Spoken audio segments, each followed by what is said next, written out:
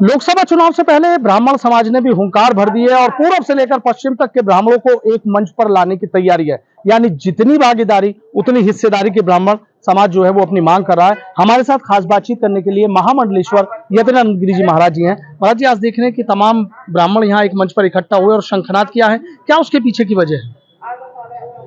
ब्राह्मण जो है वो सदैव से राष्ट्रवादी रहा है, राष्ट्रवादी चिंतक रहा है, विचारक रहा है और सदैव राष्ट्र के लिए समर्पित रहा है। किंतु उसके समर्पण का जो उसे मूल्य मिलना चाहिए, सम्मान मिलना चाहिए, वो कहीं ना कहीं आज ब्राह्मण अपने को उपेक्षित महसूस कर रहा है।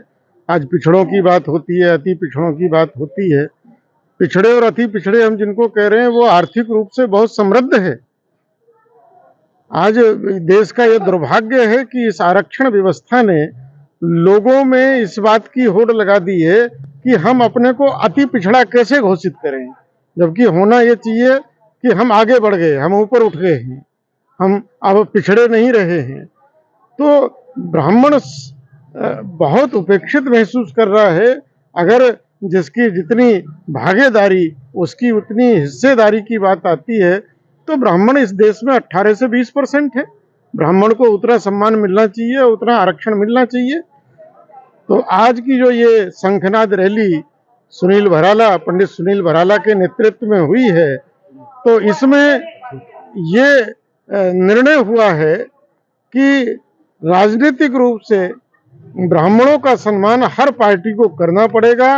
उनकी हिस्सेदारी के अनुरूप उनको राजनीतिक टिकट भी देने पड़ेंगे, राजनीति में उनकी जगह सुनिश्चित करनी पड़ेगी। पश्चिम उत्तर प्रदेश में कितने टिकट आपने ब्राह्मणों के लिए यहाँ पर आज रखे गए हैं कि इतने टिकट होने चाहिए?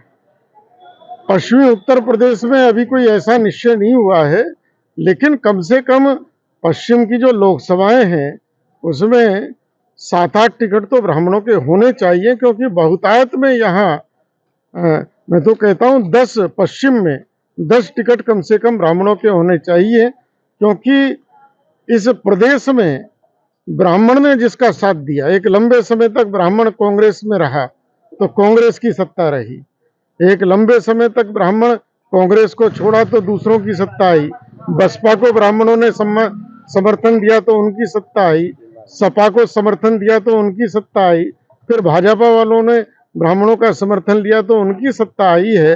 तो कहीं ना कहीं उत्तर प्रदेश की सत्ता ब्राह्मणों के द्वारा निर्धारित होती है, इसलिए ब्राह्मणों का पर्याप्त मात्रा में बहुमत होना चाहिए और कहीं ना कहीं ब्राह्मणों को ऊंचे पदों पर भी स्थान मिलना चाहिए। महाराज जी, अगर जिस तरीके से आज ये रहा है तो क्या राष्ट्रीय नेतृत्व को, बीजेपी को इस बात की जानकारी देंगे कि ब्राह्मण समाज 10 टिकट मांग रहा है?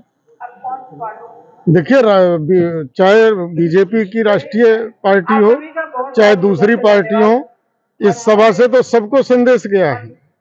सबके दूत यहाँ घूम रहे हैं, सरकार के एलआईयू यहाँ घूम रही है, सबके इंटेलिजेंस यहाँ घूम रहे हैं और सबसे बड़ा तो आप मीडिया के लोग हैं जो सब जगह अपनी बात पहुंचा देते हैं। तो मीडिया के माध्यम से और बाकी सोर्सों के माध्यम से हमें कहने की आवश्यकता नहीं है। हमको जो कहना था हमने वो मीडिया को आपको कह दिया, अब आगे पहुंचाना आप पत्रकार हैं, आपका काम है। अच्छा महाराज जी, अगर ये 10 टिकट नहीं मिलते हैं, नहीं मांग पूरी होती, तो फिर ब्राह्मण समाज ने क्या सोचा? देखिए, ब्राह्मण समाज ने आज ये भी बात रखी है कि अगर आवश्यकता पड़ी तो हम अपने लोगों को निर्दलीय भी लड़ा सकते हैं। चाहे विजय मिले या ना मिले वो अलग बात है, लेकिन अगर आवश्यकता पड़ी और हमको अगर हमारा हक नहीं मिला तो हम निर्दलीय भी लड़ा सकते हैं। हाँ, तो बीजेपी की टेंशन बढ़ाने की बात कह दी महाराज जी आपने तो। नहीं, ये किसी की टेंशन नहीं है, सारे राजनीतिक दलों की टेंशन है। अच्छा, सबके लिए करना है। अच्छा, सबको करना, हमारी किसी एक पार्टी से नहीं है। हम तो सब पार्टियों को कह रहे हैं कि